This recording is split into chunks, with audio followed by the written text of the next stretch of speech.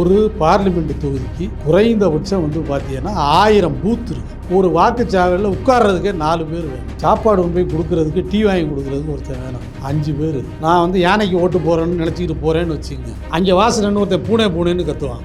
எனக்கு மனசு குழம்பிடும், பூனைக்கு ஓட்டு போட்டு வந்துடுவேன். அப்போ அங்கேயும் நின்று யானைன்னு கத்தணும்.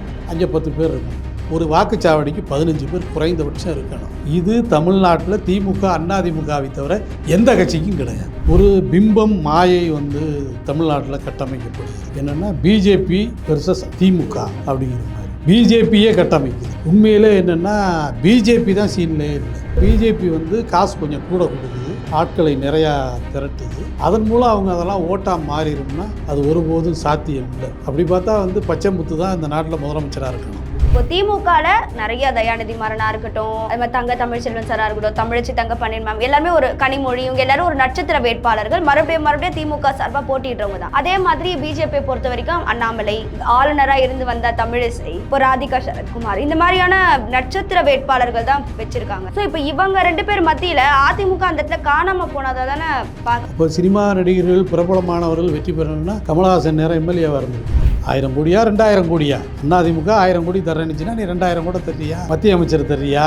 அதுதான் கணக்கே தவிர நான் கேட்ட சீட்டு கொடுக்கலங்கிறது அது வடிகட்டிய பொய்யை டாக்டர் ராமதாஸ் சொன்னார். அப்போ சௌமியா அவர்கள் ஜெயிச்சுட்டா மத்திய அமைச்சர் தான். அன்புமணிக்கு தான் மத்திய அமைச்சர், ராஜ்யசபா உறுப்பினரோட மத்திய அமைச்சர் பதவி 2 சேர்த்தா கொடுக்கணும். நீங்கள் தனியாக கொடுத்தா வாங்கிக்க மாட்டாங்க.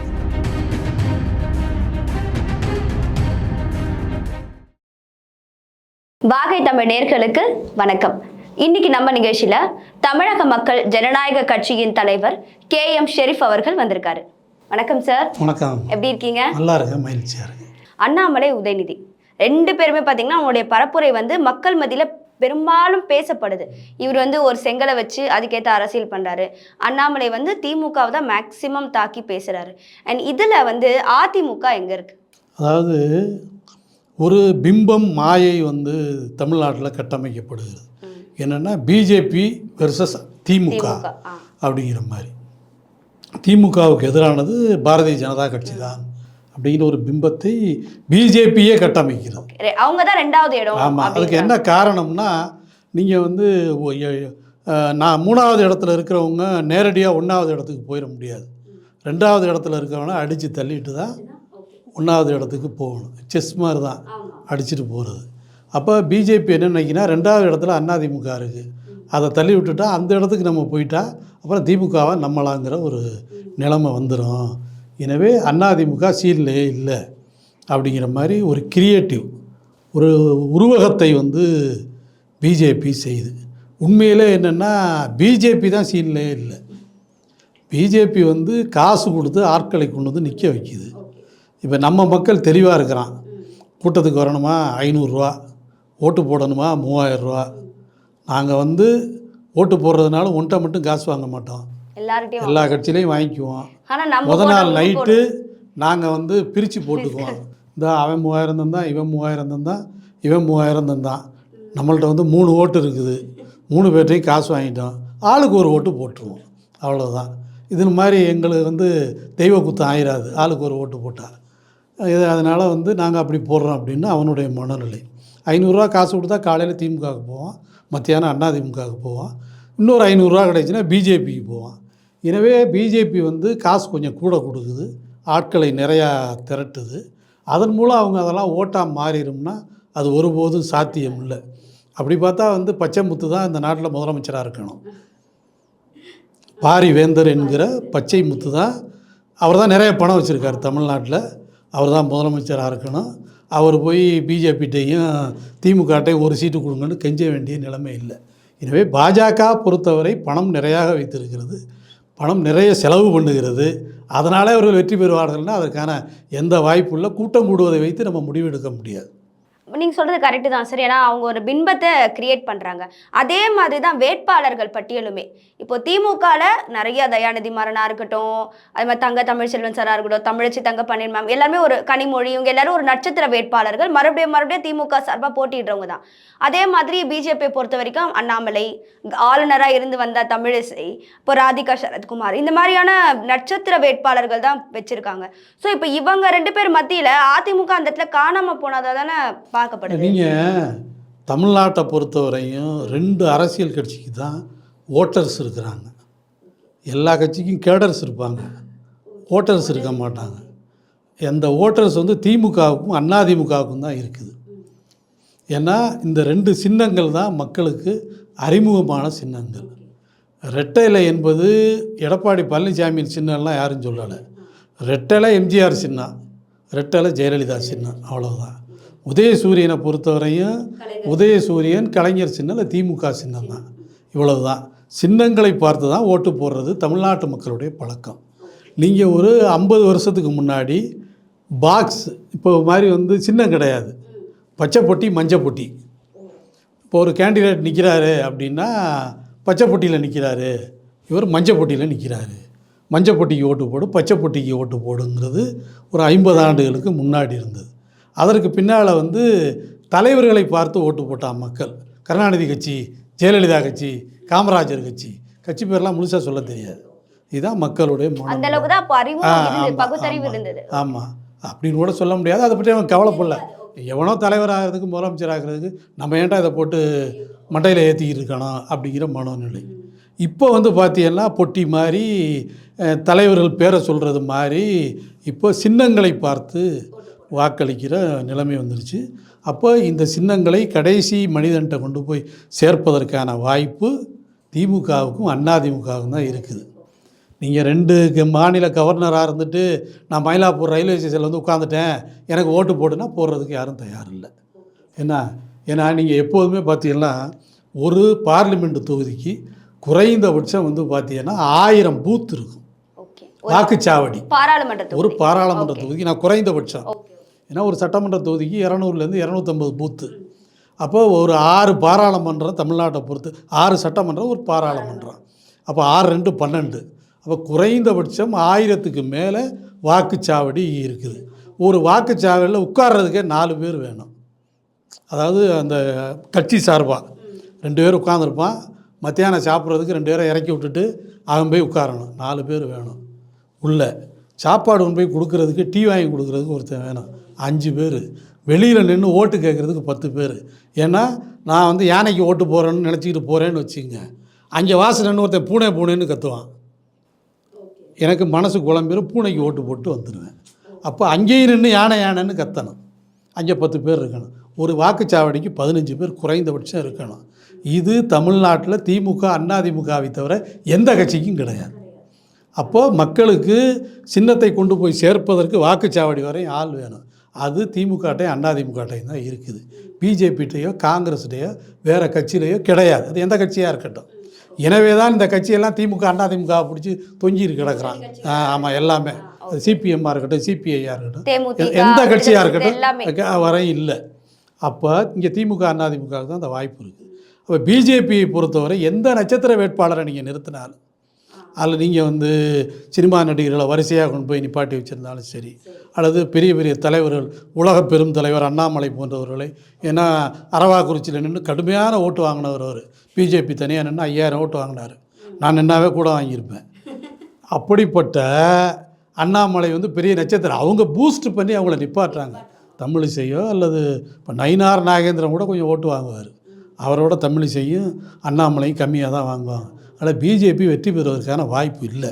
இப்போ திமுகவில் வந்து பாரம்பரியமாக நின்று சின்னத்தை கொண்டு போய் சேர்ப்பதற்கு நீங்கள் கனிமொழின்னு இல்லை, யாரோ ஒரு குப்பனோ சுப்பனோ அந்த சின்னத்தில் நின்றாலும் அவர்கள் வெற்றி பெறுவதற்கான வாய்ப்பு என்பது திமுகவோ. இப்போ அதிமுகவில் பார்த்தீங்கன்னா யாரும் வந்து பெரிய வேட்பாளர்லாம் கிடையாது, அறிமுகமான. அது மாதிரி ஒரு சிலர் தான் வந்து ஆமாம் அறிமுகமானவங்க. காங்கிரஸில் நிற்கிறவங்க, இது திமுகவில் நிற்கிறவங்கெல்லாம் ஒன்று சிலர் தான். அதிமுக பொறுத்தவரை யாருமே வந்து அறிமுகமான ஆட்கள்ங்கிறவங்க இல்லை. ஆனாலும் அந்த சின்னத்துக்கான வாக்கு அதுக்கு நிச்சயமாக கிடைக்கும். இப்போ வந்து அண்ணாமலையோ அல்லது தமிழிசையோ அல்லது ராதிகாவோ எவ்வளோ பெரிய ஆளாக இருந்தாலும் சரி, அவர்களுக்கு வாக்கு கிடைப்பதற்கான வாய்ப்பு என்பது இல்லை. அப்போ சினிமா நடிகர்கள் பிரபலமானவர்கள் வெற்றி பெறணும்னா கமலஹாசன் நேரம் எம்எல்ஏவாக இருந்திருக்கணும். இல்லை, அவருக்கு கூடின கூட்டமெல்லாம் பிரம்மாண்டமான கூட்டம். நானும் அவரோட இருந்தேன், அதுக்காக சொல்கிறேன். அவ்வளோ பெரிய கூட்டம், மக்கள் கூட்டம் திரண்டது. அதனால் அந்த செலிபிரிட்டி நாங்கள் வந்து பிரபலமானவர்கள் என்பதை தாண்டி மக்கள் வந்து தேசிய கட்சிகளுக்கு வாய்ப்பளிப்பதற்கு வாக்களிப்பதற்கு தயாராக இல்லை.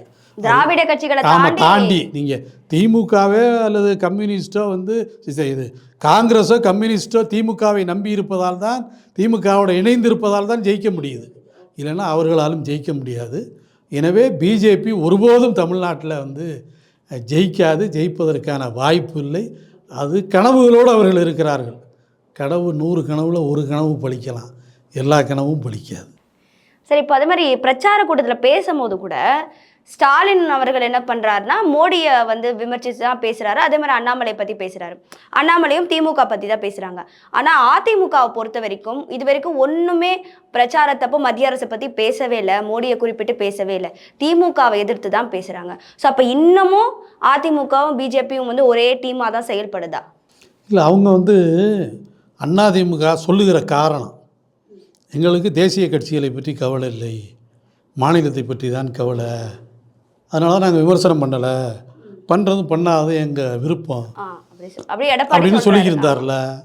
நேற்றைக்கு இன்றைக்கி என்ன பண்ணுறாருன்னா பிஜேபி எதிர்த்து பேசியிருக்காரு. இன்றைக்கு காலையில் கூட பிஜேபிக்கு எதிரான, பிஜேபி இவ்வளோ வேலை செய்யாததை பிஜேபி இப்போ வந்து என்ன செய்ய போகுது, பிஜேபியெல்லாம் இங்கே வரவிடாதீங்க அப்படின்னு இன்றைக்கி பேசுகிறாரு. ஏன்னா அவருக்கு தேவை இருக்குது, களத்துக்கு போகிறாரு. அங்கே போனால் வந்து பிஜேபிக்கு எதிராக பேசினா தான் நிற்க முடியுங்கிற ஒரு நிலைமை இன்றைக்கு தமிழ்நாட்டில் இருக்குது.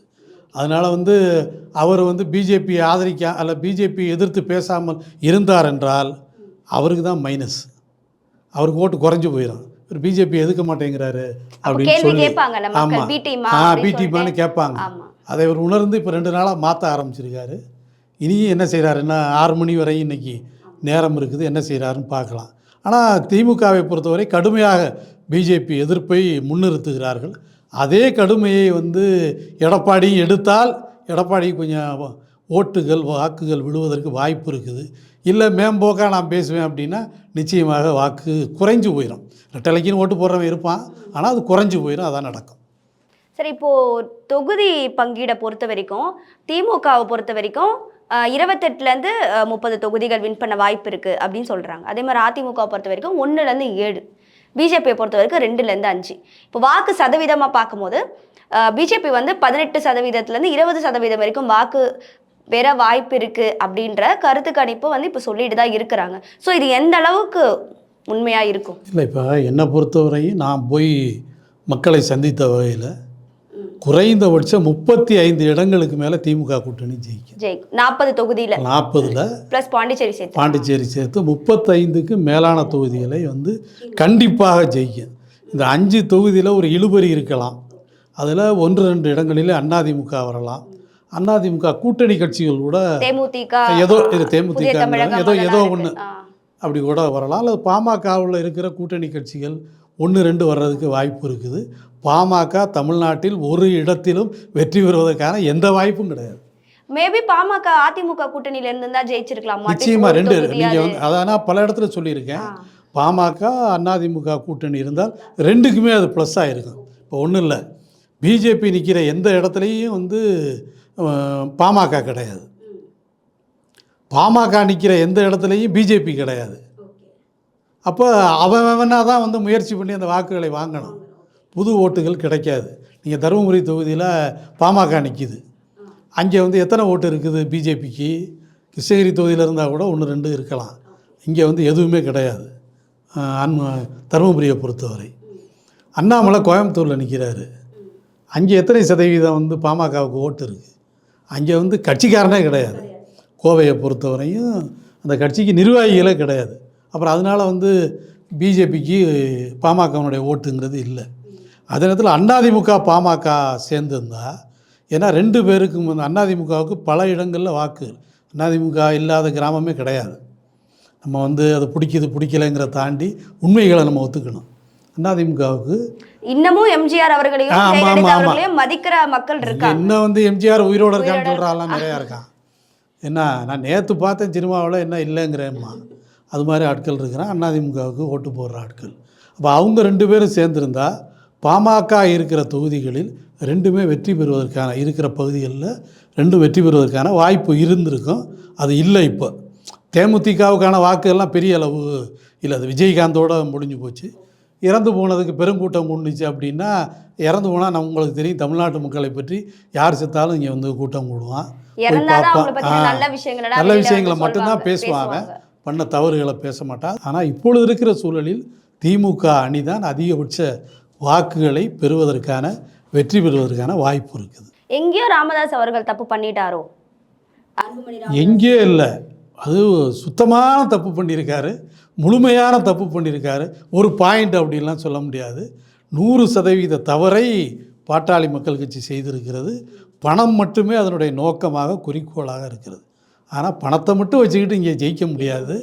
அதை பாமக புரிந்து கொள்ள வேண்டும். இல்ல, இவங்க கேட்ட தொகுதி பங்கீடு அதிமுக கொடுக்கல அப்படிங்கிறது தான் இவருடைய கம்ப்ளைண்டாவே. இந்த ராமதாஸ் அவர்கள் சொன்னதே இதுதான். நாங்க கேட்ட தொகுதி அங்க கிடைக்கலப்பா, இங்க தான் இருக்கு, ஆனா நாங்க இங்க ஜெயிக்கிறதுக்கான வாய்ப்புகள் இருக்குன்னா நாங்க வந்துட்டோம்னு அவர் சொல்லியிருக்காரு. ஸோ அவ்வளோ தொகுதி பங்கீடு அதிமுக நீங்கள் எந்த தொகுதி கேட்கிறோம் என்பதை தாண்டி எத்தனை இடங்களிலே வெற்றி பெறுவோம்ங்கிறது இருக்குல்ல. யாரோட சேர்ந்தால் பலம், எத்தனை இடங்களிலே வெற்றி பெறுவோம். இப்போ பகுஜன் சமாஜ் கட்சி எல்லா இடத்துலையும் நிற்கிது தமிழ்நாட்டில். நீங்கள் நான் அதை பற்றி பேசுகிறோமா? அவங்க அவங்களோட பாமக போணுச்சுன்னா 30 சீட்டை கூட கொடுத்துருவாங்க. பாமக போக தயாரா? 30 சீட்டு எனக்கு தர்றாங்கன்னு, மாயாவதி கொடுக்குது நான் போகிறேன்னு.